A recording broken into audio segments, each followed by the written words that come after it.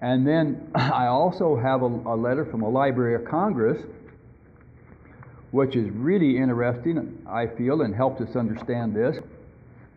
And it says, money is created when loans are issued and debts incurred. Money is extinguished when loans are repaid.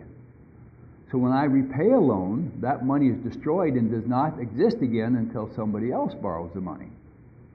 But the interest goes to the banker as a profit, and then he can spend it, do whatever he wants to it back into the circulation. So it doesn't go away. So it constantly grows as interest on somebody else's loan. As interest always makes your debt grow, but does not make your money supply grow. Because if you borrow $100, that's all you get is $100, isn't it?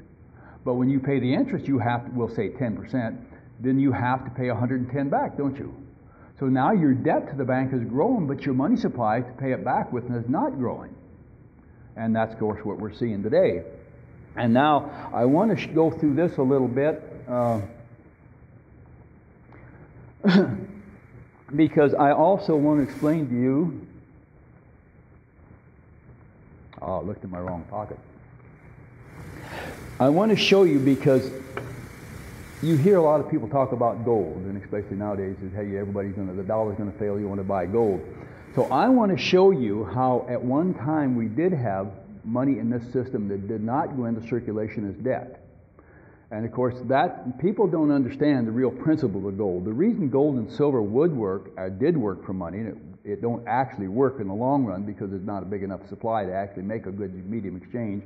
And I can prove that. I have in another book I've written. But the principles of this is what we really want to understand. And that's what got me into all to it the first time, because I heard a lot of people say, well, we had to go to gold. And I said, well, I don't understand. If you buy something and you give me a piece of gold and I just send it over to somebody else to buy something else, what difference if I use the gold or you just give me a piece of paper to pay me? I can still go buy anything I want with it. What's really the difference? And many people said, well, just one has some value in itself and the other one doesn't. Well, that didn't mean any different to me because it had value. I could go buy something. So I started to thinking, well, what really is the difference? Well, then as I studied and you thought about it, I went to the 1792 Coinage Act, and you will find there that anybody that could dig gold or silver out of the ground could take it to the United States Mint and have it stamped into coinage money free of charge. Well, now you think about this. Now this money represented money that was based upon a production and put into circulation with no debt to anybody. Because when I dug it out of the ground, they took it to the mint and they stamped it into a coin that was legal tender money, lawful money that I could spend any place in the United States. That money now represented production. And correct me if I'm wrong, but it takes three things combined at one time to produce anything. You have to have the knowledge to how to do it, you have to have the labor to do it, and you have to have the raw materials to work with. Is that not true? Okay, and that's exactly what that was. Somebody knew how to find it, somebody knew how to melt it, assay it and stamp it into the coinage, and it clearly was the raw resource of the earth. So now we had monetized our actual production, not our debts. And then they begin to change that. And you can see the actual bills here, how they changed it. But you can see it a little bit better over here, and I'm sure you guys can't see that from here. But this is the first note, and there's been some changes here because back below you see some other notes. And you'll find at first, when the bank started doing this, they issued a promise to pay, and it said the bank would pay. No, all money is issued from the bank as a promise to pay. They don't actually give you anything, and I can prove that in a minute from another book, from the actually put out by the Federal Reserve Bank of the Federal Reserve Board.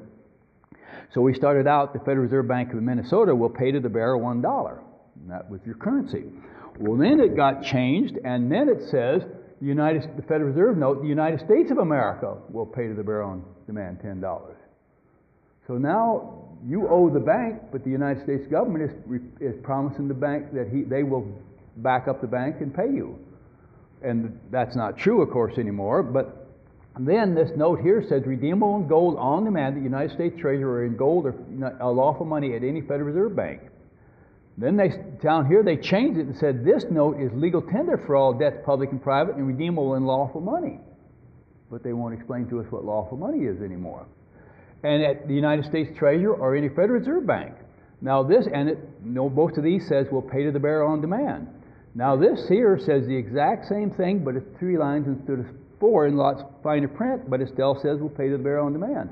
In 1963, they changed it again. Now this note says this is legal tender for all debts, public and private, $10. It doesn't say anything about promise to pay anything. So they have switched this from a promise to pay to where it says it is the currency now, but you still have to borrow from the bank to get it and pay interest on it. But there's no obligation from the bank or the government to ever make good on what they was originally promising to pay you. Because you have a system where the money is based on what they owe you and what you owe them. But you have to pay, because if you sign a promissory note to get the loan, that's enforceable in any court in the land. They now don't have to pay you anything, but they still get the interest on it all. The banking system.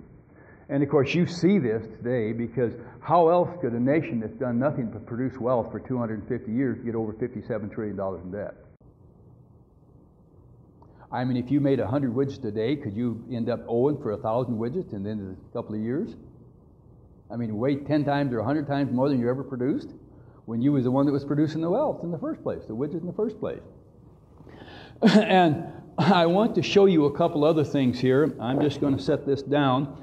I just had these blew up the other day, and these I want you to show you come right out of this little book called The Story of Banks from the Federal Reserve Bank of New York.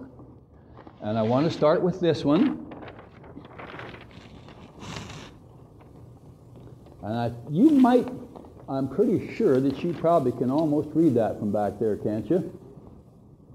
We could move everything forward. We could do that, yeah, that's no problem. I could do that. This is fine. I want to make sure they can see it from both sides. Okay, because now I just wanted to add to what I said. Now this came from the Federal Reserve Bank of New York. You just saw the paper I got it out of. A funny book, actually. Commercial banks, however, lend in a different way. They create new checkbook dollars and add them to the borrower's checking account, because commercial banks create almost, and that's not quite true, they create 100% of all new dollars.